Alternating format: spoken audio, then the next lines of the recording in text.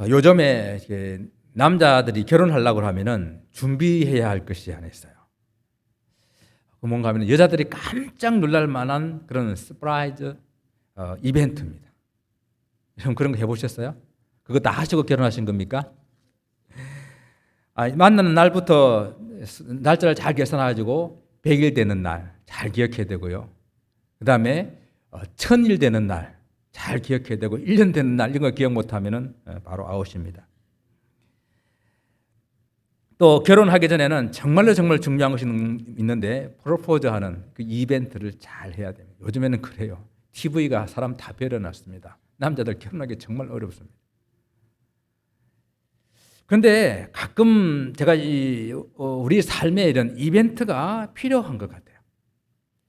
너무도 이벤트라고 하는 것은 너무도 소중하고 너무도 중요하기 때문에 그날을 오랫동안 기억하고 그 의미를 잘 새기기 위해서 이런 이벤트를 하는 것입니다. 특히 우리 신앙생활에서 이벤트가 필요한데요. 그래서 하나님께서는 이스라엘 백성들에게 하나님께서 그들을 구원하시고 또 그들과 함께 맺은 그 언약을 잊지 않도록 하기 위해서 절기라는 것을 주셨어요. 절기가 이벤트의 그런 형식을 많이 가지고 있어요. 특히 이 유월절 행사들. 이 유월절 행사를 이런 관점에서 한번 살펴보게 될 때에 이스라엘 백성들을 위한 하나님의 놀라운 이벤트를 주셨구나 하는 것을 생각해 봅니다. 유대인들은 해마다 유월절을 지키면서 애굽의 그 고난들을 기억하고 애굽에서 그 종살이 했던 그 모든 것들로부터 해방되고 구원된 그것을 감사하는 그런 시간들을 가지게 됩니다. 여러분 이벤트 할 때 가장 중요한 것이 뭔가 하면요, 그 이벤트의 진실성을 가지고 하는 그 속에 들어있는 의미를 깨닫는 거예요. 거창하게 행사하는 것이 중요한 것이 아니라 왜 하는지. 그래서 유월절을 지킬 때에 유대인들은 이 유월절을 왜 지키는지, 그리고 유월절을 통해서 하나님께서 우리에게 주시고자 하시는 그 메시지가 무엇인지 그것을 잘 알고 지켜야 한다는 것입니다. 유대인들이 늘 이렇게 해마다 유월절을 지켜왔었는데요. 주님의 마지막 예루살렘에서 보내시는 그 날에 주님께서는 이번 유월절은 꼭 제자들과 함께 유월절 식사를 해야 되겠다라는 그런 간절한 바람을 가지고 계셨어요. 그래서 주님께서 제자들이 생각지도 못한 유월절 이벤트를 준비하신 것입니다. 그런데 이 유월절 이벤트는 주님께서 그 준비부터 이벤트였어요. 유월절을 되게 되면 미리 준비해야 될 것들이 많이 있습니다. 그래서 제자들이 예수님께 여쭈어봅니다. 12절 말씀 보게 되면 유월절 음식 잡수실 것을 우리가 어디서 준비하시기를 원하십니까? 라고 이렇게 질문을 했습니다. 이 유월절이 오늘 준비하겠냐고 물어보는 이 날이 바로 무교절 첫날이다라고 이렇게 말하고 있는데, 무교절이라고 하는 것은 누룩이 들어가지 않는 딱딱한 무교병을 먹는 그런 절기이기 때문에 무교절이라고 이렇게 불렀고, 또 이 날의 중요한 것은 뭔가 하면은 양을 잡는 날이다라는 것입니다. 그래서 유월절에 가장 중요한 것은 양을 잡아서 그 양의 피를 바르는 거예요. 여러분 이런 유월절의 행위가 어디서 유래됐는지 여러분 잘 아시죠? 출애굽에서 유래됐잖아요. 그래서 출애굽의 그 밤, 이스라엘 백성들이 애굽에서 출애굽하던 그 밤으로 우리가 돌아가 보게 되게 되면은 하나님께서 9가지 재앙을 이 애굽에 내렸는데도 바로가 또 마음을 바꾸고 해가지고 이스라엘 백성들을 내보내주지 않습니다. 생각해 보세요. 남자 장정만 70만이는데 그 사람들은 다 자기의 노동력이거든요. 재산이거든요. 그 재산을 하루아침에 내보낸다는 것이 쉬운 것은 아니겠죠. 그러나 하나님께서는 내 백성을 내보내라 모세를 통해서 말씀하셨습니다. 그래서 마지막 10번째 재앙이 이것도 듣지 않으면은 모든 집안에 있는 장자들이 다 죽게 될 것이다. 바로의 아들에서부터 짐승에 이르기까지 모든 처음 난 것들을 다 죽게 되겠다라고 말씀하셨습니다. 그런데 이스라엘 백성들에는 그 죽음에서부터 피할 길을 주신 것이죠. 바로 양을 잡아가지고 그 양의 피를 좌우 임방과 문설주에 바르게 되게 되면 죽음의 사자가 그 피를 보고 그 집을 유월하겠다, 넘어가겠다라는 것이 바로 유월절이죠. 그래서 양을 잡아서 양의 피를 바르는 것이 아주 중요한 유월절의 준비입니다. 또 한 가지 중요한 준비는 뭔가 하면은 맞자라고 하는 무교병을 준비하는 겁니다. 이스라엘 백성들이 그날 밤에 아주 급하게 그 애굽을 떠나 나왔기 때문에 누룩을 넣어가지고 발효시킨 밀가루 반죽을 가지고 나올 만한 시간이 없었던 것입니다. 그래서 그냥 발효되지 않는 밀가루를 들고 나와서 그들이 광야 생활을 하는 동안에 발효되지 않는 딱딱한 빵, 그 무교병을 먹었던 것을 기념하기 위해서 그때에 무교병을 먹게 되는데, 단지 무교병을 먹는 뿐만 아니라 이 기간 동안에 이스라엘 전역에 자기 집 모든 곳에 누룩이 없어야 돼요. 곰팡이가 없어야 된다는 이야기입니다. 어떤 누룩으로 들어가 만든 음식도 또 발효시킬 수 있는 그런 모든 음식도 다 제거를 해야 돼요. 그래서 이거 일 때문에 아주 분주하고 바쁩니다. 다 찾아가지고 불에 태우는 그런 일들을 합니다. 그 외에도 애굽 생활 동안에 눈물과 고난을 기념하기 위해서 쓴 나물을 먹고 또 소금물을 양상치를 찍어 먹는데, 그때에 그 우리의 조상들이 고난 속에서 흘렸던 그 눈물을 기억하기 위해서 그 소금물을 또한 찍어 먹습니다. 또 그들은 이제는 봄이 왔다는 것을 알리기 위해서 파슬리와 양상추 그리고 그 주님의 언약을 기념하면서 그 기쁨을 승화시키기 위해서 포도주를 준비하는 여러 가지 준비할 것들이 많이 있어요. 자, 이런 게 다 준비됐습니다. 또 뭐가 준비되어야 되겠습니까? 먹을 장소가 준비되어야 되잖아요. 먹을 장소. 그래서 오늘 이 먹을 장소를 어디서 이런 일을 하면 좋겠습니까? 라고 물어보는 거예요. 그래서 예수님이 식사하실 장소를 준비하는 겁니다. 식사할 장소도 이런 누룩을 깨끗하게 다 제거하고 준비된 그런 곳에서 이 유월절을 해야 됩니다. 그런데 문제는 뭔가 하면요, 이 유월절 행사들을 대부분의 사람들이 다 예루살렘에 올라와서 한다는 거예요. 그래서 조금 늦으면은 예루살렘에서 이런 장소를 구하는 것은 거의 불가능합니다. 그런데 오늘 언제라고요? 바로 양장름 날, 그날에 주님과 식사할 자리를 구하면 구해지겠습니까? 못 구하는 것이죠. 그런데 주님께서는 이 장소부터 먼저 다 이벤트로 준비하시고 있다라는 사실을 우리는 보게 됩니다. 제자들이 이 질문하게 될 때 뭐라고 말합니까? 성안 아무에게 가서 이르되 선생님, 선생님 말씀이 내 때가 가까웠으니 내 제자들과 함께 유월절을 내 집에서 지키겠다 하시더라. 여러분, 이 말을 들으면 아무에게 가서 좀 이해가 됩니까? 아무에게, 여기서 잘 아셔야 돼요. 아무에게가 아무에게 나가 아니에요. 가가지고 아무에게나 나가가지고 야, 우리 선생님이 그러는데 내 집에서 유월절 식사를 좀 해야 되겠대. What? 뭐라고? 용납하겠습니까? 그 아무에게 나가 아니라 아무에게, 단지 이름을 밝히지 않았을 뿐이지 주님께서 이미 다 일러준 사람, 준비한 사람, 그 사람에게 가라라는 것입니다. 그러니까 주님께서는 이 준비부터 이벤트성 준비를 하고 계시는 거예요. 이제 마가복음과 누가복음을 보시게 되게 되면은 더 좀 분명한 것을 알 수가 있어요. 이 아무에게 가서 그가 어떻게 인도해 나가는지 그것을 이렇게 보게 되는데, 주님께서 유월절 식사를 위해서 제자들을 묻게 되자 제자 둘을 보내시며 성내로 들어가게 되게 되면은 물 한 동이를 가져가는 사람을 만날 것인데 그의 집에 들어가서 그를 따라 들어가라 그랬습니다. 이 마가복음과 누가복음에 나오는 말씀이에요. 그것도 별 특별하지 않는데라고 생각할 수 있겠죠. 네. 성 안에 가게 되면은 물동이를 가지고 가는 사람이 있어. 그런데 여기서 중요한 것은 물동이를 가져가는 그 사람이라는 사람이 남자를 가리킨다는 거예요. 남자.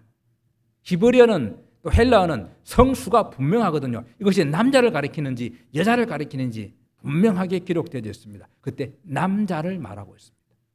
그러면은 일반적으로 당시에 유대인들은 남자와 여자가 하는 일이 구분되어 있었는데, 특히 이 물을 깃는 일, 물동이를 가지고 물을 깃는 일은 여자의 몫이었습니다.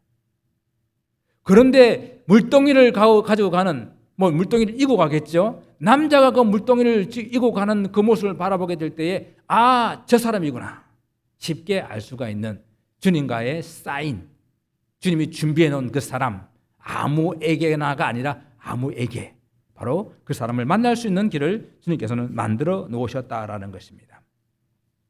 그래서 그 사람을 만나 따라 들어가 가지고 내 제자들과 함께 유월절 먹을 나의 객실이 어디 있느냐라고 묻습니다. 오늘 본문에도 아주 담대하게 말하고 있는 것이죠. 내 제자들과 내 집에서 유월절을 지키겠다라고 말합니다. 이 이야기는요, 그때 가가지고 뭘 준비한다는 것이 아니라 이미 다 준비되어 있고 주님께서 식사 장소를 그곳에다 준비하고 식사를 하겠다라는 이야기입니다. 유월절에 유대인들의 유월절 절기가 오늘 이렇게 주님이 이벤트로 준비되고 있는데 이 유월절 그 내용, 유월절 식사하는 그 내용도 정말 이벤트처럼 돼 있어요. 여러분 유월절에 대한 이야기는 제가 자주 말씀을 드려가지고 여러분 어느 정도 이해를 하실 거라고 생각합니다. 유월절은요, 그 역사와 그 의미를 자기들도 새기고 또 자기들의 자녀들에게도 가르쳐 주기 위해서 그렇게 잘 구성되어 있어요. 그것을 하가다라고 그러는데 이것을 이제 포도주 네 번의 포도주를 따르고 또 그 가운데에 네 번의 질문을 하면서 그들 역사들을 되돌아보는 그러한 시간들을 가지게 됩니다. 하나님께서 출애굽기에서 이스라엘 백성들을 구원하겠다는 네 번의 언약의 약속을 기념하면서 네 잔의 포도주를 따릅니다. 그래서 첫 번째 포도주를 따르고 난 다음에 그 이른 절기와 그리고 이 한 해를 시작할 수 있는 이 놀라운 축복을 주신 하나님께 감사하고 그 포도주를 마신 이후에 이제 음식을 먹게 되는데 그들이 비스듬히 누워서 음식을 먹습니다. 이때 이제 가장 나이가 어린 그 아이로부터 질문을 하게 되는 거예요. 아버지 혹은 랍비가 인도하게 되면 랍비, 왜 우리는 이 밤에 이 맛도 없는 맛자를 먹습니까? 맛자가 무교병이라 그랬죠. 맛자를 먹습니까? 왜 우리는 이날에 쓴 이 나무를 먹습니까? 왜 우리는 이 파슬리를 소금물에 이렇게 두 번 찍어서 이렇게 먹습니까? 그리고 우리는 이 밤에 왜 비스듬히 누워서 음식을 먹습니까? 라고 질문하게 되게 되면은 그 질문에 따라서 아버지나 랍비가 차례로 대답을 해주는 것입니다.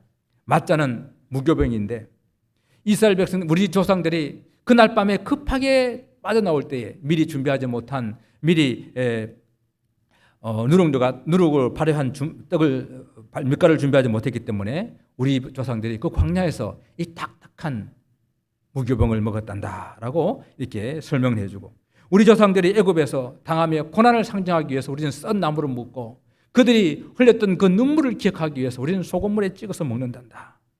그런데 우리 조상들이 그 애굽의 종에서부터 이제는 해방되어서 왕 같은 그런 백성들이 되었기 때문에 이제는 비스듬히 누워서 이 음식을 먹는단다라고 그들의 역사를 자녀들에게 설명을 해주는 것입니다. 이것이 얼마나 이벤트처럼 되어 있는지 한번 참석해 보게 되면 너무너무 재미있어요. 흥미롭습니다. 그런데 이렇게 이벤트인데 주님께서는 그렇게 늘 그들이 해오던 그 유월절 식사 안에서 새로운 이벤트를 계획하고 계세요. 그것이 무엇입니까? 그것이 바로 세족식이었습니다. 오늘 본문에 나오지 않는데 요한복음에 보시게 되면요. 요한복음에 보면은 주님께서 식사하시는 이 중간에 손을 씻는 그러한 시간이 있는데 손을 씻는 그 시간에 갑자기 주님께서 겉옷을 벗으시고 그리고 수건을 허리에 두르시고 그리고 제자들의 발을 씻기시기 시작하는 겁니다. 이 일은요, 식사를 할 때 손을 씻는 일도 손만 씻으면 되는 그런 의식인데 주님께서 손이 아니라 그들의 발을 씻기십니다. 발을 씻긴다고 하는 것은 하인들이 종이 하는 일이고 종 중에서도 제일 계급이 낮은 종이 그 일을 하는 것인데 주님께서 그 일을 지금 하고 계신 것입니다.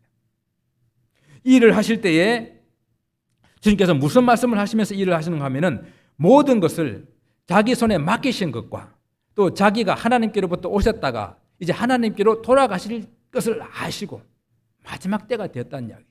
그래서 마지막으로 제자들에게 보여주고 싶은 그들에게 가르쳐주고 싶은 제자도의 섬김의 그 모습을 그들에게 몸으로 보여주고 있는 것입니다.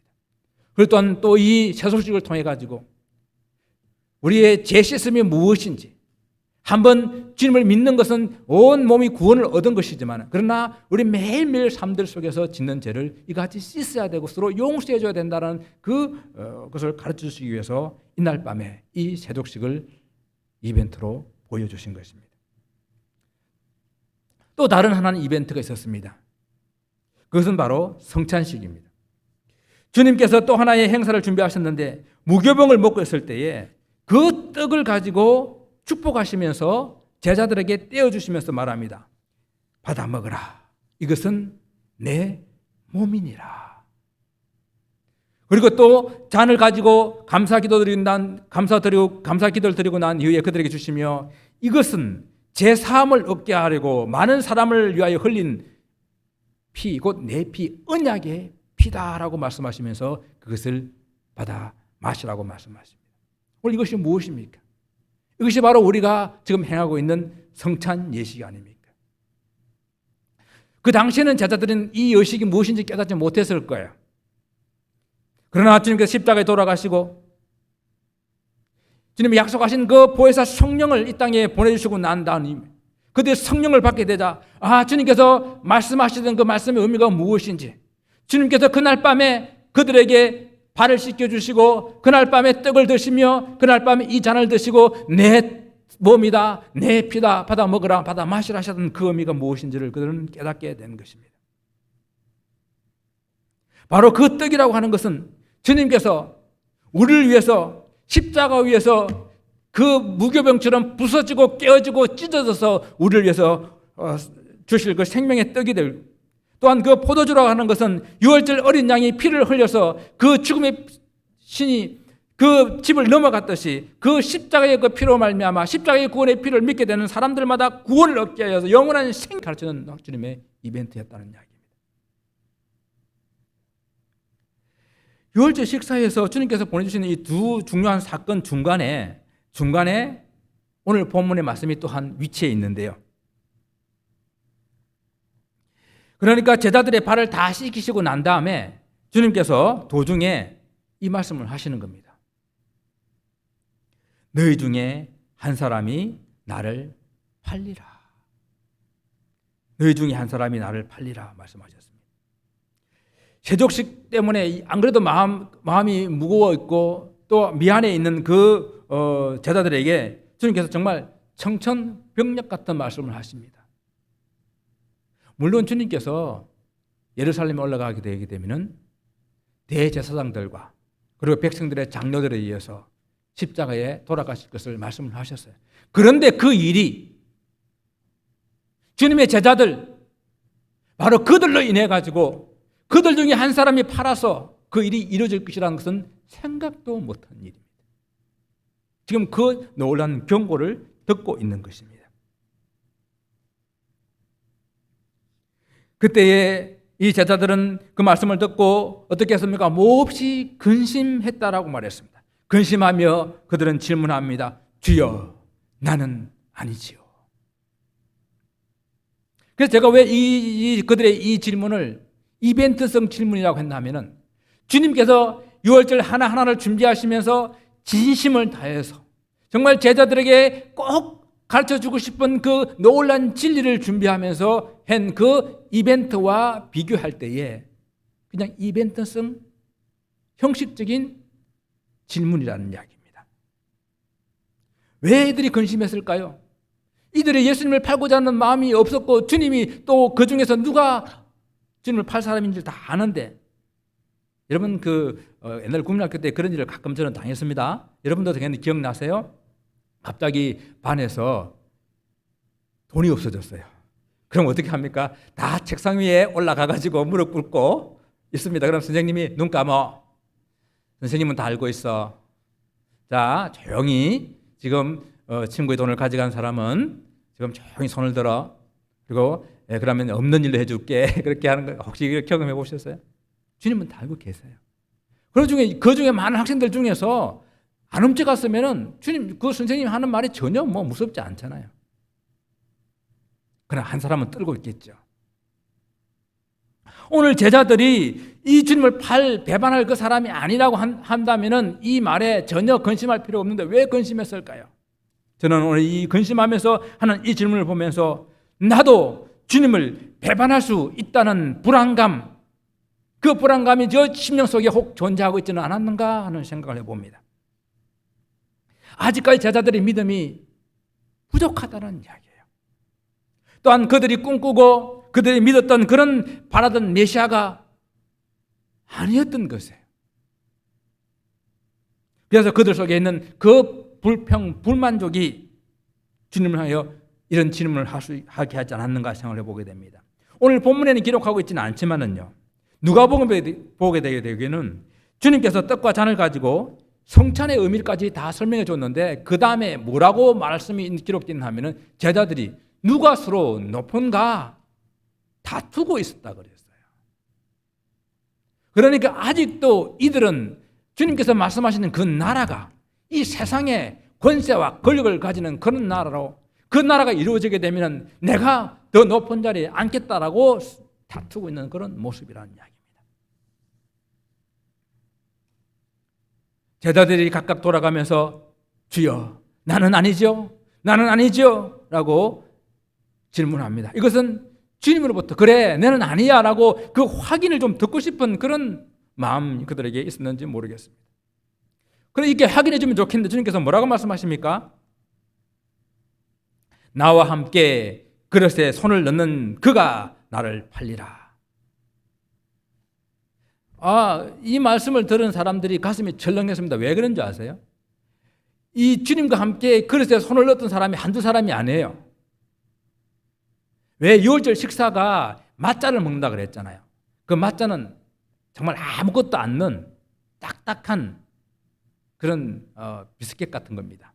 그것을 그래 먹기가 힘드니까 유대인들은 거기에다가 하로셋이라고 하는 양념장을 만들어요. 거기에다 땅콩이나 여러 가지 달콤한 그런 것들을 집어넣어가지고 그것을 찍어서 이렇게 먹습니다. 그러니까 그 맛자를 가지고 찍어 먹기 위해서 다 지금 주님과 함께 그릇에 손을 다 넣었던 사람들이에요. 그러니까 주님이 함께 그 그릇에 손을 넣은 자가 주님을 팔 자라고 두려워할 수밖에 없는 겁니다. 아니면 정말 마치 그들 속에 흔들리고 있는 그 불안한 그들의 마음과 또 주님에 대한 그 불평하고 있는 그 마음이 마치 들켜버린 것처럼 얼굴이 확 달아올렸을지도 모르겠습니다. 나와 함께 그릇을 손에 넣는 자, 이 말은 좀 더 다른 의미가 있는데 뭔가 하면요, 실제로 주님과 함께 그릇에 손을 넣었다라는 그 의미보다도 주님과 가까이 있는 자들, 주님과 친한 사람들, 항상 함께 다니며 동고동락하며 음식을 나누는 사람들, 같이 식사를 나누는 형제 자매와 같은 그런 가족과 같은 사람인데 그들 중에 그렇게 함께 동고동락을 했는데 너희들 중에 나를 팔 사람이 있다라는 경고의 말씀입니다. 그러니까 가룟 유다뿐만 아니라 너희들 중에도 나를 모른다고 배반할 사람들이 있다라는 경고의 말씀이에요. 그래서 이때에 저는 나는 아니죠 라고 자기 흔들리는 마음을 좀 확인받고 싶은 그런 어떤 질문이 아니라 차라리 나중에 배반할지언정 베드로처럼 저는 결코 배반하지 않겠습니다라고 차라리 그렇게 결단하는 것이 낫지 않았을까 하는 생각도 해봅니다. 여러분 믿음이 없으면요 의리라도 있어야 되는 거 아닙니까? 3년을 같이 먹고 마셨는데 주님이 나를 배반하겠다고 할 때에 주님 저는 결코 배반하지 않겠습니다라고 하는 어떤 그런 의리라도 있어야 되는데 오늘 이 제자들은 정말 이벤트성 그런 반으로 나는 아니죠. 그런 흔들리는 믿음을 보여주고 있는 것입니다. 주님께서 제자들을 위하여 진정한 이벤트를 준비하면서 그 유월절의 의미와 그 유월절 어린 양이 되셔서 십자가에 못 박힐 것을 설명해 주고 계신데 그들은 이 마음에도 없는 질문을 하고 있는 모습을 보면서 이들이나 가룟 유다나 이들이나 정말 주님을 3번이나 모른다고 부인했던 베드로나 뭐가 다른가? 별반 다를 것이 없다라는 생각을 해봅니다. 우리 성경에서 베드로의 이 예수님을 부인한 것은 많이 부각되어 있죠. 더군다나 이 가룟 유다의 배신은 정말 예수님을 팔아먹은 가룟 유다 엄청나게 부각되어 있잖아요. 그런데 그날 밤에 슬그머니 도망쳤던 이 제자들의 이 잘못은, 이 배신은 그렇게 부각되어 있지 않습니다. 그런데 그것이 우리들의 모습이거든요. 주님은 아니죠. 나는 아니지요. 라고 말하는 이 마음 없는 이 질문하고 있으면서 여전히 속에 흔들리고 있는 이 모습이 바로 우리들의 모습입니다. 이러한 모습은 베드로나 가룟 유다와 동일한 배반이요, 어쩌면 더 비겁한 주님을 향한 배신의 행위인지 모르겠습니다. 그렇다고 가룟 유다의 이 잘못이 덮어지는 것은 아니죠. 이 사람들이 나는 아니죠 라고 질문하게 될 때에 가룟 유다도 질문을 합니다. 주여 라고 물어보면 좋겠지만 그는 뭐라고 물어보고 있습니까? 랍비여, 나는 아니죠. 오늘 가끔 제자들도 랍비라고 불렀지만 그런데 성경 전체를 볼 때에 이 가룟 유다는 예수님을 한 번도 주님이라고 부른 적이 없다라는 것이에요. 그런 의미에서 지금도 랍비여, 나는 아니죠 라고 부르고 있는 이 모습은 주님을 전혀 믿지 않는 거짓된 모습으로 지금 이 질문을 하고 있는 이 가룟 유다를 보게 됩니다. 가룟 유다는 예수님을 주님으로 메시아로 구주로 믿지 않았기 때문에 어쩌면 당연하게 주님을 주여라고 부르지 않고 랍비라고 부르는 것인지도 모르겠습니다. 그러나 다른 제자들이 나는 아니죠 라고 하는 그 질문 속에 자기도 거짓된 그 마음을 가지고 나는 아니죠 라고 묻고 있는 것입니다. 자기의 불신과 악행을 들키고 싶지 않아서 그냥 제자들과 동일한 그런 반열에 있는 것처럼 보이기 위해서 그런 이벤트성 발언을 하고 있는 것입니다. 요한복음에는요, 좀 더 구체적으로 이 부분을 지적하고 있습니다. 예수님께서 그 제자들의 질문에 내가 한 조각을 찍어다가 주는 자가 그니라 라고 하시고 곧 한 조각을 찍어다가 가룟 유다 시몬의 아들 유다에게 주셨다라고 말씀하십니다. 그리고 주님께서 내 할 일을 속히 행하라. 물론 다른 제자들이 주님의 이 말씀이 무슨 말씀인지 눈치채지 못했습니다. 그러나 이 일을 계획하고 있는 가룟 유다는 분명하게 알았지 않았겠습니까? 주님의 말씀이 무슨 말씀인지. 이미 가룟 유다의 호주머니 안에는 예수님을 팔아서 가지고 있는 은 30이 짤랑짤랑 거리고 있어요. 그 은 30이 양심의 소리로 호소하고 있다는 이야기입니다. 그럼에도 불구하고 그는 랍비여, 나는 아니지요 하고 거짓 질문을 하고 있습니다. 사랑하는 성도 여러분, 저는 신앙이라고 하는 것은요, 진정성이 있어야 된다고 생각합니다. 그리고 우리의 신앙도 이런 진정성을 가진 그런 이벤트, 그래서 신앙은 진정성이 있는 이벤트의 삶이라고 저는 생각을 해요. 어떤 날은 너무도 중요하고 어떤 사건은 너무도 잊지 않고 기억하기 위해서, 또 어떤 사람이 너무도 내게 소중하기 때문에 우리는 그분을 만날 때마다 준비하고 또 준비해서 그분을 만났을 때에 정말 잘 마음을 다해서 올려드리는 그런 이벤트, 그것이 우리의 신앙생활이 아닌가 생각합니다. 주님께서 유월절을 통해 가지고 우리에게 주시는 그런 말씀을 통해서 우리 삶에 어떤 이벤트가 진정한 이벤트에서 되겠는가? 저는 예배의 진정성이라고 생각합니다. 예배 순서 하나하나 여러분 마음을 들여서 예배 올려드리기를 바랍니다. 주님께서 유월절 시사 장소까지 정성껏 준비하신 것처럼 여러분께서 예배를 드리기 전에, 이 예배당에 오시기 전에 준비하는 그 마음에서부터 정말 진정성을 가지고 주 앞에 나올 수 있길 바랍니다. 이 예배 한 시간을 드리기 위해서 수십 시간이 준비되어져야 되는 거예요. 예를 들어서 대표 기도하시는 분이 기도하기 위해서 정말 우리 교회 성도 한 분 한 분의 그런 형편을 생각해보고 지금 현재 우리 교회의 사정이 어떤지, 교회의 문제가 무엇인지를 같이 생각해보고, 그리고 우리 교회가 오늘 현 시대의 아픔과 어려움 속에서 어떤 모습을 가져야 될 것인지를 생각해보면서 그 한자 한자 기도를 준비하는 거예요. 기도하기가 부담됩니다라고 하는 그 부담은 무슨 부담인가 하면요, 이 자리에 앞서서 아주 유창한 말을 잘 하기 위한 그런 부담이 아니라 바로 이런 마음을 가지는 것이 부담인 거예요. 정말 성도 한 분 한 분을 생각하며 일주를 살아가고, 교회의 크고 작은 문제들을 생각하며 한 주를 보내고, 그리고 온 성도들 대표해서, 온 교회를 대표해서 하나님께 올려드리는 이 기도이기 때문에 그게 부담되는 거죠. 특송이나 찬양도 마찬가지입니다. 나의 노래 실력을 사람들 앞에 뽐내고자 하는 것이 아니잖아요. 아니면 내가 원래 노래를 부르는 것을 좋아하기 때문에 그 좋아하는 노래를 사람들 앞에 부르는 것이 아니잖아요. 이 노래, 곡조 하나하나가 하나님 앞에 올려지는 찬양, 하나님 앞에 올려지는 기도잖아요.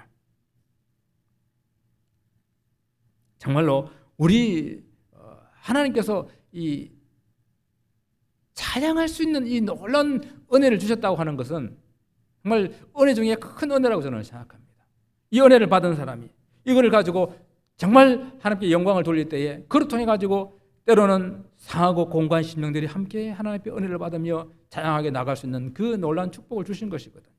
다른 모든 봉사와 헌신도 마찬가지입니다. 주님께서 제일 낮은 자리에 앉으셔서 그 허리에 수건을 두르시고 제자들의 발을 씻기신 것처럼 정말 진심을 담아 성도들을 섬기고, 또 우리 교회가 세상 그를 위해서 봉사와 헌신을 하는 그런 삶을 우리가 살아야 하는 것입니다. 그래서 저는 이런 진정성이 없이 그냥 교회만 왔다 갔다 하는 그런 삶의 모습, 바로 그것이 그날에 마음에도 없으면서 주여 나는 아니지요 라고 하는 그런 질문과, 또한 예수님을 팔 그런 생각을 가지고 있으면서도 랍비여 나는 아니지요 했던 그런 거짓, 그런 질문과 동일한 삶을 살고 있는 것이다, 저는 그렇게 생각합니다. 주님 나는 아니지요 라고 한 이 질문이요, 이 마태복음을 기록할 당시에 초대교회 성도들에게는 얼마나 심각한 질문이었는지 한번 생각해 보셨습니까?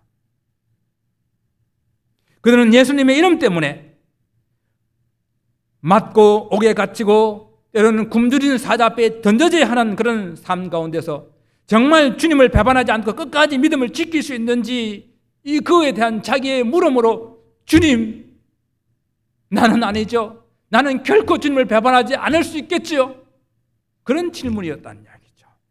그래서 우리는 이 질문을 다시 한번 우리 자신 개인에게 주님 앞에서 다시 한번 해보면서 정말 정신을 차리고 주님 어떤 유혹에도 어떤 미혹에도 흔들리지 아니하며 주님 배반하지 않기 위해서 주님 나는 아니기를 원합니다. 그렇게 하기 위해 주님 나를 도와주시고 이제 세상의 미혹과 유혹에 흔들리지 않도록 성령님 나를 도와주시기를 원합니다 라는 것은 간절함을 가지고 다시 한번 주님 나는 아니죠 라고 기도할 수 있는 그런 삶을 살 때에 우리 매주의 삶이 주님께서 인도하시는 승리의 삶을 살 줄을 믿습니다. 이 한 주간도 이 믿음으로 승리하시는 모든 성도님 되시기를 주님 이름으로 축원을 드립니다. 기도하겠습니다. 아버지 하나님,